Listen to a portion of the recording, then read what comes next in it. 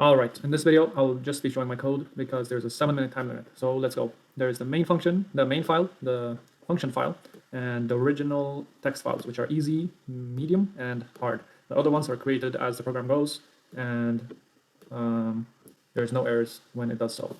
The main file that has the main function, which calls, well, if you say choice 1, then it's going to call the train easy, train medium, train hard, or see the high score, or quit. So let's see what happens when you train easy. All it does is it sends everything to train results with the current directory, and I have this as the current directory because on my computer it works with this, on David Web it works with nothing, so put it to whatever directory you're installing this into. Easy, medium, and hard, they do the same things, but they just send different text files into the train results, which needs to know which text file it's using so that it can, well, do the job correctly. The train results brings every function together. If they need to share some information, then that's what they do. I brought them here, and then we have, for example, line train that goes into here. We have, let's see, correct plus wrong. It comes from correct counter, and it goes to the calculator.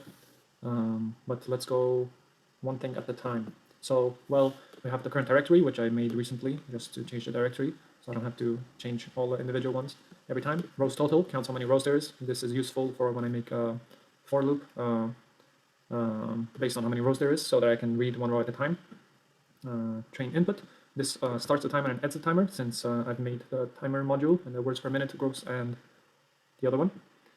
And also it gives the user the input and gives the user, well, what text they should input one line at a time, and then it clears it. Great. And also it returns timed because then we want it to be sent to format data. Great.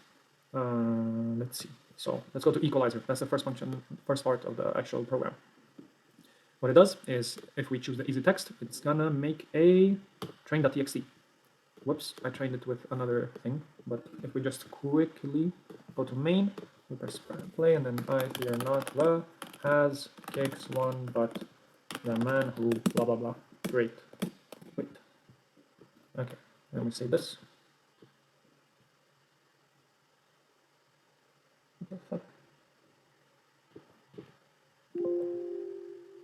What? There it is. I was so confused for a second. Takes a bit to update, I suppose. Okay, so this is what I inputted, this is what it should be. So when we compare them, if we do it with indexing, then it's going to run an error because, well, there's no more index when we get to this point. So what I do here is that I equalize them. If there's a word missing, then I add a 0 somewhere. Let's see. Yeah. Or no, this is right. When I remove the extra letters, if you say hello, LL, but it should be hello, when I remove LL, it's going to say, oh, it was correct. But it isn't, so I just add a 0 because it's never going to get to this index anyway, but it's going to run wrong on, oh, is this word correct? So here we just get each line one at a time. Then what do we do here? Here, if we have too many words, then we remove one word and we say minus points for the words, because that's what we should do. If they're the same, great. If they're the same, great. We go to this while loop, we make another counter, we make word and word, so instead of having a line, we make words from the train one, which we gave, and from the original one. And then we check if they're the same length, if it's too short. If it's too long, then we remove the last one. If it's too short, then we will add one, but we have to be careful what we add, because if we add a 0, and there should have been a 0 there, then we're going to get an error, a false positive. So I made this function, choose add. It adds a 1 if it is a 0, and adds a 0 if it should have been, well, anything else. So that it never gets a false positive. Great. Now that we have them being equal, we go to the correct counter, which loops 3 times. 1, because, well, it gets the whole file, so it just takes this entire file. Great. But we want words or letters. So first here, while loop splits them into sentences, so lines, and then here it splits them into words. Great. And here it splits them into letters. If the word is correct, we add 1 to a correct word counter, or a 0 if it's wrong. And this is because when I was debugging, I could see easily, okay, if it's 1001, then I know the first one and the last one were correct. And also, when I just sum all the digits together, then I also get the total number of correct words, which is great. But if it's not correct, oh yeah, if it is correct, then I just add all the letters to the correct letter counter, because we know that all of them are correct if the whole word is correct. But if it's not, then we have to check every single letter. So this is a bit of efficiency, which is good. And then we check, okay, which one is wrong, which one is correct, and then we add them to the corresponding variables. And then here I made this because I did not have enough, I had too many variables sending back at some other point, so I just made them into a list here, and then I decompact them later. And it's been 6 minutes, so let's hurry up. Total counter. It counts the total amount of letters and everything else. Let's see. Yeah, and the file. Total amount of letters and words, because we have to divide by that when we go to the calculator, which is right here. Here we index the thing back till we get them, because we already have a bunch of inputs which we need to calculate the stuff. We get summed word accuracy, summed letter accuracy, which is just, okay, how many correct words, plus the minus points, which is a negative number. Okay, how many correct letters are there, and how many minus points from the extra letters, and then also the extra letters from the extra words. We have to count those as well. And then we get the percentage, we return them, and then here I make a list of the wrong words, because we want that. I'm in a dictionary, and then I sort the dictionary, because when we print it, we want to get, oh, these letters were wrong 5 times, and this one was 4 times, etc. Here, format data, I just format all the data. Here, I did a similar thing because I didn't have enough return variables, so I just compacted it and then into a too many arguments file, and then I take it out again. Great. And then here, okay, it prints 0 results. Okay, it took it this long, and then here we do some calculations to get the minutes and the seconds. And here we have what we should have